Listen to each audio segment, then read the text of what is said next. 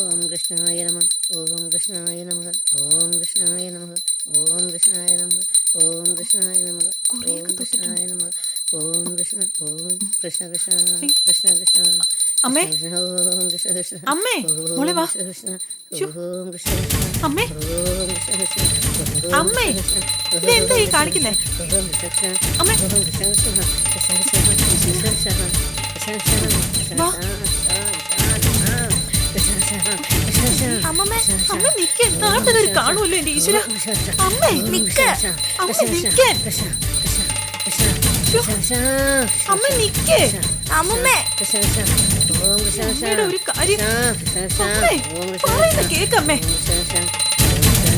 അവിടെ നിക്കമ്മേ. ഒന്ന് നിക്ക്. അമ്മേ, ആൾക്കാർ കാണുമല്ലോ ഈശ്വര. അമ്മേ, അമ്മേ, അമ്മ എന്ത് ഭ്രാന്ത ഈ കാണിക്കുന്നേ? അയൽക്കാര് ശ്രദ്ധിച്ചാലേ അമ്മയ്ക്ക് ഭ്രാന്താണെന്ന് പറയും. അമ്മ അമ്മമ്മ ഈ കർപ്പൂര തട്ടായി വീട്ടിനകത്ത് കയറുന്നുണ്ടോ? പൂജയും മണിയോടെയും ഒക്കെ വീട്ടിനകത്ത് മതി. ഈ വീട് ഇനിയൊരു വീടല്ല, ആശ്രമമാണ്. ഞാൻ ഇന്നു മുതൽ വെറും രാജമ്മയല്ല, പിന്നെ സന്യാസിനി രാജമ്മയാണ്. നിങ്ങളെപ്പോലെ സംസാര സാഗരത്തിൽ മുങ്ങിക്കിടക്കുന്നവർക്ക് എന്നെ മനസ്സിലാക്കാൻ ബുദ്ധിമുട്ടുണ്ട്. 5000 രൂപ 7500 ആക്കി ഉയർത്തണമെന്ന് പറയുന്നത് അമ്മയും സംസാര സാഗരത്തിൽ ആണ്ട് കിടക്കുന്നതുകൊണ്ടല്ലേ? തീർന്നു. ഇന്നലെ രാത്രി എനിക്ക് ബോധോദയമുണ്ടായി. ഇനി എനിക്ക് നീ 5000 തന്നാലും 7000 തന്നാലും ഒരുപോലെ മാത്രം. വെറും കടലാസ്. അമ്മയാണോ ഈ പറയുന്നത്? കെട്ടുകളെല്ലാം ഞാൻ പൊട്ടിച്ചു കളഞ്ഞു. കെട്ടുകളായതു കർമ്മം പുരുഷനു, കെട്ടുകളറ്റേ മുക്തി വരൂ ദൃഢം. മോക്ഷം വരണമെങ്കിൽ എല്ലാ കെട്ടുകളും പൊട്ടിക്കണം. മകൾ, കൊച്ചുമകൾ, മകളുടെ ഭർത്താവ്, കരുണാലയം വീട്, അങ്ങനെയുള്ളതായ എല്ലാ ബന്ധങ്ങളും വെറും മായ മാത്രം. മുക്തി മാത്രമാണ് സത്യം. അമ്മ എന്തിനാ അമ്മ ഇങ്ങനെ പെരുമാറുന്നത്? എന്നെ ഭയപ്പെടുത്താനോ? മകൾ എന്നെ തടയരുത്. ഈ ജീവിതത്തിൽ ബാക്കിയുള്ള കാലം ഞാൻ സന്യാസ ജീവിതം നയിക്കാൻ തീരുമാനിച്ചു കഴിഞ്ഞു. അതെ, ഈ വീട് ആശ്രമമാക്കാൻ വീട്ടുടമസ്ഥർ സമ്മതിച്ചില്ലെങ്കിലോ? ആർക്ക് വേണം ഈ വീട്? ഞാൻ ശരിക്കുമുള്ള ആശ്രമത്തിൽ പോയി താമസിക്കും. ബ്രഹ്മചര്യം, ഗാർഹസ്ഥ്യം, വാനപ്രസ്ഥം, സന്യാസം എന്നല്ലേ. എന്റെ സന്യാസ ജീവിതം ആരംഭിക്കാൻ സമയമായി. ഭജഗോവിന്ദം, ഭജഗോവിന്ദം, എനിക്ക് വയ്യ.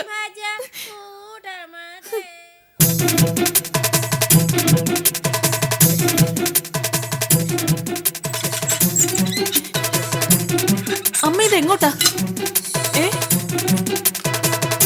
അമ്മ ഇതെന്തൊക്കെയായി കാണിക്കുന്നത്? അമ്മ ഇതാ എന്റെ തീർത്ഥാടനം ആരംഭിക്കുകയായി. അമ്മമ്മേ, വല്ല ആശ്രമത്തിലേക്കാണെങ്കിൽ പൊയ്ക്കോട്ടെ. കരുണാലയത്തിൽ കഴിയുന്നതിലും ഭേദമല്ലേ ഏതെങ്കിലും നല്ല ആശ്രമത്തിൽ കഴിയുന്നത്? അതിന് ആശ്രമം നന്നായിരിക്കണ്ടേ? അമ്മേ, അമ്മേ, ആശ്രമം ഏതാണെന്ന് പറഞ്ഞാ ഞങ്ങൾ അമ്മയെ അവിടെ കൊണ്ടുപോയി ആക്കാം. കൃഷ്ണ കൃഷ്ണ കൃഷ്ണ കൃഷ്ണ കൃഷ്ണ കൃഷ്ണ കൃഷ്ണ കൃഷ്ണ കൃഷ്ണ കൃഷ്ണ കൃഷ്ണ കൃഷ്ണ കൃഷ്ണ കൃഷ്ണ കൃഷ്ണ കൃഷ്ണ.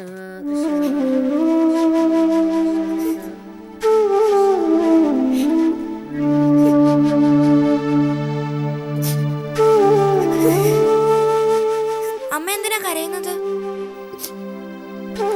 എന്തൊക്കെ പറഞ്ഞാലും എന്നെ പ്രസവിച്ച സ്ത്രീയല്ലേ. നമുക്ക് നമ്മുടെ പഴയ ജീവിതം മതിയായിരുന്നു. അമ്മയിൽ ഈ മാറ്റങ്ങളെല്ലാം വന്നത് കൂടുതൽ പണം കണ്ടു തുടങ്ങിയതിന് ശേഷമല്ലേ?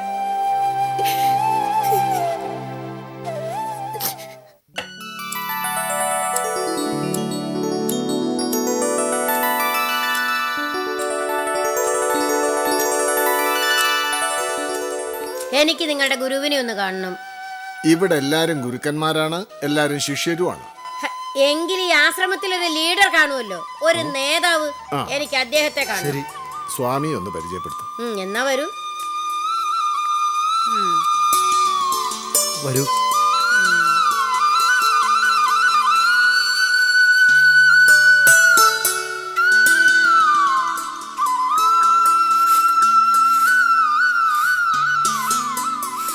തൂപ്പുകാരാ, സ്വാമി എവിടെ ഇരിക്കുന്നത്? ഏത് സ്വാമി? ഹെ, ഇവിടെ നിങ്ങൾ കാണുന്നവരെല്ലാം സ്വാമിമാരാണ്. നിങ്ങൾക്ക് എന്താ വേണ്ടത്? എന്റെ പൂർവാശ്രമത്തിലെ പേര് രാജമ്മ എന്നാണ്. ഉം. എനിക്ക് സന്യാസ ദീക്ഷ തരാൻ ഇവിടുത്തെ പ്രധാന സ്വാമിയോട് അപേക്ഷിക്കാനാണ് ഞാൻ വന്നത്. നിങ്ങൾ ഉദ്ദേശിക്കുന്ന വ്യക്തി ഈ ചെറിയ ആശ്രമം സ്ഥാപിച്ച ആളാണെങ്കിൽ അത് ഞാൻ തന്നെയാണ്. ക്ഷമിക്കണം സ്വാമി. ഓ, സ്വാമി മുറി തൂത്തുകാരൻ കണ്ടപ്പോൾ ഞാൻ തെറ്റിദ്ധരിച്ചു. സ്വാമി ഇവിടുത്തെ തൂപ്പുകാരനാണിന്ന്. ഇവിടെ താമസിക്കുന്നവരെല്ലാം തൂപ്പുകാരാണ്. മനസ്സിലെ മാലിന്യങ്ങളും ബാഹ്യപ്രകൃതിയിലെ മാലിന്യങ്ങളും തൂത്തുകളയാൻ ശ്രമിക്കുന്നവർ. എന്നെ അവിടുത്തെ ശിഷ്യയായി സ്വീകരിക്കണം. എനിക്ക് കാവി ഉടുത്ത് സന്യാസിയാവണം. കാവി ഉടുത്തതുകൊണ്ട് മാത്രം ഒരാൾ സന്യാസിയാവില്ല. സംന്യാസമാണ് സന്യാസം. സന്യാസം എന്ന വാക്കിന് എല്ലാം സംത്യജിച്ചുള്ള ഇരിപ്പ് എന്നാണ് അർത്ഥം. സന്യസിക്കുക എന്ന വാക്കിന് നിക്ഷേപിക്കുക എന്നും അർത്ഥമുണ്ട്. നമ്മുടേതെന്ന് നാം കരുതുന്നത് എന്തും ഈശ്വരന് മുന്നിൽ നിക്ഷേപിക്കണം എന്ന് സാരം. എല്ലാം ത്യജിക്കാൻ തയ്യാറാകുമ്പോൾ മനസ്സ് ശുദ്ധമാകും. എന്നാലേ സന്യാസിയാകൂ. എന്റെ മനസ്സ് ശുദ്ധ. എല്ലാം ഞാൻ ഉപേക്ഷിച്ചു കഴിഞ്ഞു. കരുണാലയത്തിൽ എന്നെ താമസിപ്പിക്കില്ലെന്ന് എൻ്റെ മോള് പറഞ്ഞു. മറ്റു വഴികളില്ലാത്തത് കൊണ്ട് ഞാൻ ആ മോഹം ഉപേക്ഷിച്ചു. ആ, മകൾ എടുത്തു തന്ന വാടക വീടും ഞാൻ ഉപേക്ഷിച്ചു. സ്വാമി എന്നെ ഈ ആശ്രമത്തിൽ താമസിപ്പിക്കണം. ഇവിടെ വളരെ കുറച്ച് സൗകര്യങ്ങളേ ഉള്ളൂ. ആ സൗകര്യങ്ങളിൽ സഹകരിച്ച് ജീവിക്കാൻ തയ്യാറാണെങ്കിൽ നിങ്ങൾക്കും ഇവിടെ കൂടാം. ആ, ഒരു പ്രധാന കാര്യം, ഇവിടെ തികഞ്ഞ അച്ചടക്കം പാലിക്കണം. അതെനിക്കറിയാം. ആശ്രമമായ പിന്നെ അച്ചടക്കം വേണ്ടേ? ആ, ഇവിടെ വരൂ.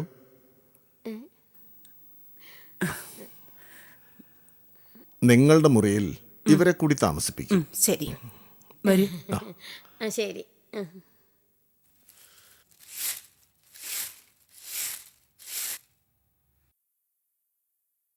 ചിമയി, എനിക്ക് നിന്നോട് ചില കാര്യങ്ങൾ സംസാരിക്കാനുണ്ട്. ഞാൻ പല പ്രാവശ്യം പറഞ്ഞു കഴിഞ്ഞു, നിങ്ങൾ എന്റെ മുമ്പിൽ അമ്മ വേഷം കെട്ടരുത്. നിങ്ങൾ എന്റെ അമ്മയല്ല. ആരുടെ മകളാകാൻ എനിക്കിഷ്ടമില്ല. വേണ്ട, നീ എന്നെ അമ്മയായി കരുതണമെന്ന് ഞാൻ നിർബന്ധിക്കുന്നില്ല. പക്ഷേ എനിക്ക് നിന്നെ മകളായി കാണാൻ നിന്റെ അനുവാദം വേണ്ടല്ലോ. ഞാൻ കാൽ കാശിന് വകയില്ലാത്തവളായിരുന്നെങ്കിൽ നിങ്ങൾ എന്നെ മോളെ എന്ന് വിളിക്കുമായിരുന്നോ? നല്ല ചോദ്യം. നിനക്കറിയോ ചിമയി, എന്റെ മകൻ മുരുകൻ ഊമയാണ്. മദ്യപാനിയായ ഒരു ഫാക്ടറി തൊഴിലാളിയുടെ അന്ധയായ മകളെയാണ് ഞാൻ എൻ്റെ മകൻ്റെ ഭാര്യയാകാൻ തിരഞ്ഞെടുത്തത്. പഠിപ്പില്ല, പണമില്ല, സ്നേഹിക്കാൻ ആരുമില്ല. അവളെ ഞാൻ എൻ്റെ മരുമകളാക്കിയപ്പോൾ അഞ്ജന എന്ന് പറഞ്ഞ ആ പെൺകുട്ടിക്ക് ഒരു പുതിയ ജന്മം കിട്ടി. അവൾ എൻ്റെ മകനോടൊപ്പം മധുരയിൽ സുഖമായി കഴിയുന്നു. മാഡത്തിന് ബാലുവിനെ കൂടാതെ മറ്റൊരു മകനും കൂടിയുണ്ടോ? ഉണ്ട്. ജയൻ ഇതുവരെ ആ കാര്യം നിന്നോട് പറഞ്ഞിട്ടില്ലല്ലേ? നിങ്ങളെക്കുറിച്ച് വിശദമായി ഒന്നും തന്നെ ജയൻ എന്നോട് സംസാരിച്ചിട്ടില്ല. അദ്ദേഹം കോയമ്പത്തൂരിലെ കമ്പോളത്തിൽ ചെറിയ ചെറിയ ജോലികൾ ചെയ്ത് ജീവിച്ച കാലത്ത് നിങ്ങൾ ദിവസവും ഭക്ഷണം കൊടുക്കുമായിരുന്നു. കൂലിപ്പണി മതിയാക്കി സ്വന്തമായ ഒരു തൊഴിൽ ചെയ്യാൻ തീരുമാനിച്ചപ്പോൾ 2000 രൂപ ദാനമായി കൊടുത്ത കാര്യവും പറഞ്ഞിട്ടുണ്ട്. അക്കാലത്തെ മണി വാല്യൂ വെച്ച് നോക്കുമ്പോൾ 2000 രൂപ ഒരു ചെറിയ തുകയല്ല. പക്ഷെ ആ കടപ്പാടിന്റെ പേരിലാണ് ജയൻ നിങ്ങളെ അമ്മയെന്ന് വിളിക്കുന്നതും ഇവിടെ കൊണ്ടുവന്ന് കമ്പനിയുടെ ചുമതല ഏൽപ്പിച്ചതും എന്ന് നിങ്ങൾ കരുതുന്നുണ്ടെങ്കിൽ അത് തെറ്റാണ്. He wants to exploit you. Business രംഗത്തെ നിങ്ങളുടെ കഴിവും പരിചയവും അനുഭവവും പ്രയോജനപ്പെടുത്തി ട്രൂ ടു ലൈഫ് എന്ന സ്ഥാപനത്തിന്റെ ടേൺ ഓവർ ഉയർത്താമെന്ന് ജയൻ കരുതുന്നു. ഗാർമെന്റ് എക്സ്പോർട്ട് രംഗത്ത് നേടാൻ കഴിയുന്നതൊക്കെ നേടിക്കഴിയുമ്പോൾ നിങ്ങളുടെ സേവനം ജയൻ മതിയാക്കും. തേനൂർന്ന സ്വരത്തിൽ അമ്മേ എന്ന് വിളിച്ച് ജയൻ കാര്യം പറയും. അമ്മയുടെ സേവനം കമ്പനിക്കിനെ ആവശ്യമില്ല. അപ്പോ ശ്രീമതി വിശാലാക്ഷി അമ്മാളിന് 2 മക്കളിൽ ഒരാളുടെ അടുത്തേക്ക് പോകേണ്ടി വരും. മോളെ, നീ പറയാതെ എന്നെ അങ്ങനെയൊക്കെ സംഭവിക്കുന്നു മനസ്സിലാക്കാനുള്ള ജീവിത പരിചയം എനിക്കുണ്ട്.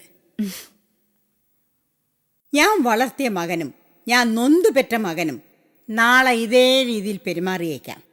ജീവിതം അങ്ങനെയാണ്.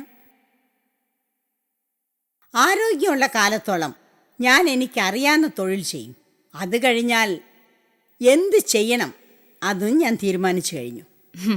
ജയന്റെ കമ്പനിയുടെ ഏറ്റവും ഉയർന്ന കസേരയിൽ നിങ്ങളെ ഇരുത്തുന്ന കാര്യത്തെപ്പറ്റി ജയൻ ഒരു സൂചന പോലും തന്നിരുന്നില്ല. ഡയറക്ടർ ബോർഡിന്റെ മീറ്റിംഗിൽ ജയൻ നിങ്ങളെ ഇൻട്രൊഡ്യൂസ് ചെയ്യുമ്പോൾ മാത്രമാണ് ഇങ്ങനൊരു കഥാപാത്രത്തെ ഞാൻ കാണുന്നതും അറിയുന്നതും. തീർച്ചയായും ജയൻ ചെയ്തത് തെറ്റ് തന്നെയാണ്. ഞാനത് അവനോട് പറയുകയും ചെയ്തു. ഭാര്യ എന്ന നിലയിൽ മാത്രമല്ല, കമ്പനിയുടെ ഒരു ഡയറക്ടർ എന്ന നിലയിലും എല്ലാ പുതിയ അപ്പോയിൻമെന്റ്സിനെ കുറിച്ചും ചിന്മയുമായി ആലോചിക്കേണ്ട കടമ ജയനുണ്ട്. മാത്രമല്ല, ഈ കമ്പനി തുടങ്ങിയത് തന്നെ ചിന്മയുടെ സഹായം കൊണ്ടാണല്ലോ. ഞാൻ ചിന്മയോട് പറയാൻ ഉദ്ദേശിക്കുന്ന വിഷയത്തിലേക്ക് നമ്മൾ അടുത്തോണ്ടിരിക്കുകയാണ്. എന്താണ് എന്നോട് പറയാനുള്ളത്? മോളെ, നിങ്ങളുടെ കമ്പനിയിൽ ദീർഘകാലം CEO ആയിട്ടൊന്നും തുടരാൻ എനിക്ക് ഉദ്ദേശമില്ല. ചിന്മയ്ക്ക് നല്ല പഠിപ്പുണ്ട്. പുസ്തകങ്ങളിലൂടെയും ഇൻ്റർനെറ്റിലൂടെയും വിവിധ വിഷയങ്ങളെക്കുറിച്ച് വേണ്ടത്ര അറിവും നേടിയിട്ടുണ്ട്. നീ ചെറുപ്പമാണ്. അതുകൊണ്ട് ട്രൂട്ട് ലൈഫിൻ്റെ CEO ആവാൻ ചിന്മയ്ക്ക് യോഗ്യതയുണ്ട്. കഷ്ടം. നിങ്ങൾ എന്താ എന്നെക്കുറിച്ച് ധരിച്ചു വെച്ചിരിക്കുന്നത്? ഞാൻ ആഗ്രഹിച്ച കസേര എനിക്ക് കിട്ടാത്തത് കൊണ്ടാണ് ഞാൻ നിങ്ങളെ ഇഷ്ടപ്പെടാത്തതെന്നോ? ആർക്ക് വേണം ജയന്റെ കമ്പനിയുടെ MD സ്ഥാനം? ചിന്മയി, ഈ സ്ഥാപനം ജയൻ്റെത് മാത്രമല്ലല്ലോ, ചിന്മയിനും കൂടെ അല്ലേ. അതിൻ്റെ ചുമതല ഏറ്റെടുക്കാൻ നീ എന്തിനാ മടിക്കുന്നത്? അതുപോലെ നിന്റെ അച്ഛൻ ചെയ്ത തെറ്റിൻ്റെ പേരിൽ നിന്റെ മനസ്സിൽ കുറ്റബോധം വളർത്തുന്നത് എന്തിന്? നിന്റെ അച്ഛൻ കാണിച്ച അവിവേകത്തിന് അന്ന് കേവലം 12 വയസ്സ് മാത്രം ഉണ്ടായിരുന്ന ചിന്മയി ഉത്തരവാദിയാണോ?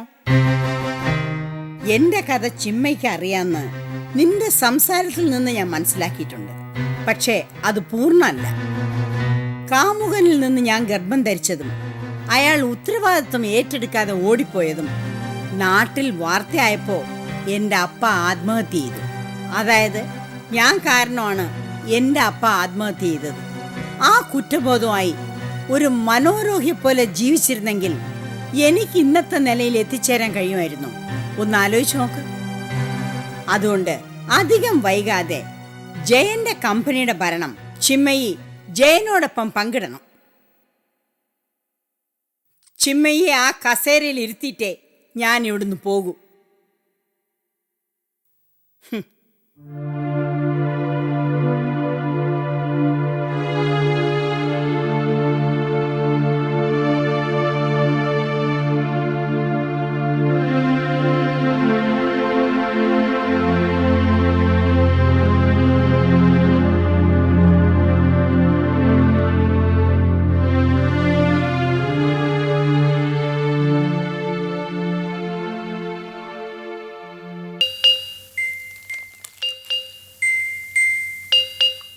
എണ്ണയിൽ പൊരിച്ച സാധനങ്ങളൊന്നും ഞാൻ അധികം കഴിക്കാറില്ല. കൊളസ്ട്രോളിൻ്റെ പ്രശ്നമുണ്ട്. പക്ഷേ ഇവിടെ ഇരുന്നത് കഴിക്കുമ്പോൾ ഒരു പ്രത്യേക രുചി. രുചിഭേദങ്ങൾ തീരുമാനിക്കുന്നതിന് മനസ്സിനൊരു പങ്കുണ്ട്. അനിരുദ്ധൻ എന്തു പറയുന്നു? എനിക്കിങ്ങനൊന്നും പറയാനുള്ള അറിവില്ല. വിശപ്പുണ്ടെങ്കിൽ എന്തും കഴിക്കും. പിന്നെ എനിക്ക് അസുഖങ്ങളൊന്നും വരാറില്ല. അതുകൊണ്ട് ഡോക്ടറെ കാണാറുമില്ല. ഈ കൊളസ്ട്രോൾ എന്ന് പറയുന്ന സാധനം ഉണ്ടെങ്കിൽ ഹാർട്ട് അറ്റാക്ക് വരുമല്ലേ? വരുന്നെങ്കിൽ അങ്ങ് വരട്ടെ എന്നാ എൻ്റെ വിചാരം. വരുന്നതിനെയൊക്കെ തടഞ്ഞു നിർത്താൻ നമ്മളെ കൊണ്ട് പറ്റുമോ? വളരെ ശരിയാണത്. ജീവിതത്തിൻ്റെ കണക്ക് നമ്മുടെ കയ്യിലല്ല. അങ്ങനെ കണക്ക് കൂട്ടുന്നതിൽ അർത്ഥവുമില്ല. അനിരുദ്ധം പറഞ്ഞത് ശരിയാണ്. വരുന്നതിനെയൊക്കെ സ്വീകരിക്കാനേ നമുക്ക് കഴിയൂ. അതിരിക്കട്ടെ, നമ്മൾ ഒരുമിച്ചിരുന്ന് ഒരു പ്ലേറ്റിൽ നിന്ന് ഉപ്പേരി തിന്നുമ്പോൾ ഞാനൊരു പഴയ കാര്യം ഓർത്തുപോയി. എന്താണെന്ന് മുതലാളിക്ക് പറയാവോ? എനിക്ക് ഓർമ്മ വരുന്നില്ല. താൻ തന്നെ പറ. വർഷങ്ങൾക്ക് മുമ്പ് നമ്മൾ ഒരുമിച്ചിരുന്ന് കള്ളും കരിമീനും കഴിച്ച കാര്യം. ആ ഒരു പ്രാവശ്യം മാത്രമേ ഞാൻ ജീവിതത്തിൽ കള്ളു കുടിച്ചിട്ടുള്ളൂ. മുതലാളിയുടെ മുമ്പിൽ വേണ്ടാന്ന് പറയാൻ ധൈര്യം വന്നില്ല. അതുകൊണ്ടാണ് ഞാൻ കുടിച്ചത്. ഒന്ന് പതുക്കെ പറ, കള്ളു കുടിച്ച കാര്യമൊന്നും പ്രഭ കേൾക്കണ്ട. ഇത് വളരെ ചെറിയ വീടല്ലേ അച്ഛാ, പതുക്കെ പറഞ്ഞാലും ഞാൻ കേൾക്കും. അപ്പോ ഞാൻ കള്ള് വിറ്റിട്ടേ ഉള്ളൂ, കള്ള് കുടിച്ചിട്ടില്ല എന്ന് അച്ഛൻ പറയുന്നത് പച്ചക്കള്ളം. എൻ്റെ മോളാണ് സത്യം. ആകെ മൊത്തം ആ ഒരു പ്രാവശ്യം മാത്രമേ ഞാൻ കുടിച്ചിട്ടുള്ളൂ. ശരിയാ മോളെ. അനിരുദ്ധനെ ഞാൻ ആ കള്ള് ബിസിനസ്സിന് കൊണ്ടുവന്നു. അനിരുദ്ധനും കള്ളും തമ്മിൽ ചേർന്നില്ല, അതുകൊണ്ടല്ലേ കച്ചവടം പൊളിഞ്ഞു പോയത്. എൻ്റെ മകനായതുകൊണ്ടല്ല പ്രസാദ് അബ്കാരി ബിസിനസ്സിൽ പെട്ടെന്ന് വളർന്നത്.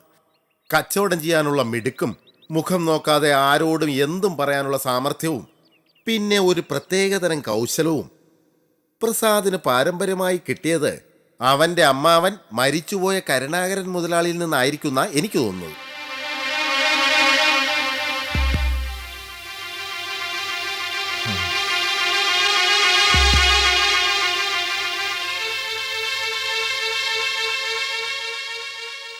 നമുക്ക് നഷ്ടപ്പെട്ട 4 വിദേശ കമ്പനികളും അവരുടെ എക്സ്പോർട്ട് ഓർഡേഴ്സ് ഡൈവേർട്ട് ചെയ്തിരിക്കുന്നത് ചെന്നൈയിലുള്ള ഒരു എക്സ്പോർട്ട് കമ്പനിക്കാണെന്ന് ഞാനന്ന് സൂചിപ്പിച്ചിരുന്നല്ലോ.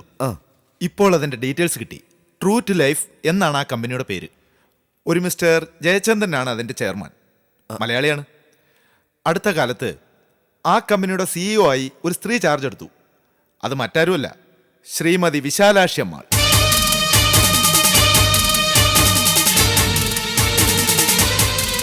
അത് ശരി.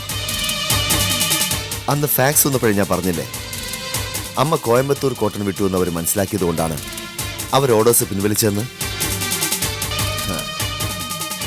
True to life, Jayachandran. ഇപ്പൊ എല്ലാം പകൽ പോലെ വ്യക്തമായി. ഈ ജയചന്ദ്രൻ അദ്ദേഹത്തിന്റെ കൗമാരകാലത്ത് അമ്മയുടെ ആശ്രിതനായിരുന്നു. സൈക്കിളിൽ നൂലുമായി വരും. അമ്മ അയാൾക്ക് വയർ നിറയെ ആഹാരം കൊടുക്കും. ഒരിക്കൽ താൻ ഒരു കച്ചവട സ്ഥാപനം സ്വന്തമായി തുടങ്ങുന്നു അനുഗ്രഹിക്കണമെന്ന് അദ്ദേഹം അമ്മയോട് പറഞ്ഞു. അമ്മ 1000-2000 കൊടുത്തു. കൂടെ കൂടെ അമ്മയെ കാണാൻ വരുമായിരുന്നു. വർഷങ്ങൾക്ക് ശേഷം ഞാൻ ജയചന്ദ്രനെ ചെന്നൈ എയർപോർട്ടിൽ വെച്ച് കണ്ടു. പഴയ കാര്യങ്ങളൊക്കെ ഓർമ്മിച്ച് പറഞ്ഞു. സ്വന്തമായ ഒരു എക്സ്പോർട്ട് കമ്പനി ഉണ്ടെന്ന് പറഞ്ഞു. ഒന്ന് ചീഞ്ഞ് മറ്റൊന്നിന് വളമാകുമെന്ന് പറഞ്ഞ പോലെ നമ്മുടെ കമ്പനി അമ്മ പോയപ്പോൾ ക്ഷയിച്ചു. ജയചന്ദ്രന്റെ കമ്പനി അമ്മയിലൂടെ വളർന്നു. ഈ സമയത്ത് അല്പം കുറ്റബോധത്തോടെ ഒരു കാര്യം ബാലുവിനെ അറിയിക്കാനുണ്ട്. വിശാലാക്ഷി അമ്മാൾ ഇവിടെ നിന്ന് പോയതിനു ശേഷം ഇടയ്ക്കൊക്കെ എനിക്ക് ഫോൺ ചെയ്യുമായിരുന്നു. പക്ഷേ യാതൊരു കാരണവശാലും ആ വിവരം ബാലുവിനോട് ഞാൻ പറയരുതെന്നും മുന്നറിയിപ്പ് തന്നിരുന്നു. മുരുകന്റെ ജോലിസ്ഥലത്ത് മുരുകനോടൊപ്പം താമസിക്കുന്നു എന്നാണ് എന്നോട് അന്നെല്ലാം പറഞ്ഞിരുന്നത്. ട്രൂ ടു ലൈഫിന്റെ CEO ആയി ജോയിൻ ചെയ്ത കാര്യം മാത്രം എന്നെ അറിയിച്ചില്ല. ചെന്നൈയിൽ താമസമാക്കിയതിനു ശേഷം എനിക്ക് ഫോൺ ചെയ്തിട്ടുമില്ല. ഞാൻ ചെന്നൈയിലേക്കൊന്ന് പോയാലോ? ഞാൻ അറിഞ്ഞിടത്തോളം ജയചന്ദ്രൻ തന്ത്രശാലിയായ ഒരു വ്യവസായിയാണ്. ബാലുവിനെ നേരിൽ കണ്ടാൽ പഴയ സ്നേഹം പ്രകടിപ്പിച്ചേക്കാം, പക്ഷേ അമ്മയെ വിട്ടുതരുമെന്ന് തോന്നുന്നില്ല. അമ്മയുടെ കോണ്ടാക്ട്സ് പ്രയോജനപ്പെടുത്താനാണ് അയാൾ ശ്രമിക്കുന്നത്. ഞാൻ പോകുന്നത് അമ്മയെ ഒന്ന് കാണാൻ വേണ്ടി മാത്രമാണ്. അമ്മ മടങ്ങി വന്ന് നമ്മുടെ കമ്പനി ഏറ്റെടുക്കുന്നുള്ള പ്രതീക്ഷയൊന്നും എനിക്കില്ല.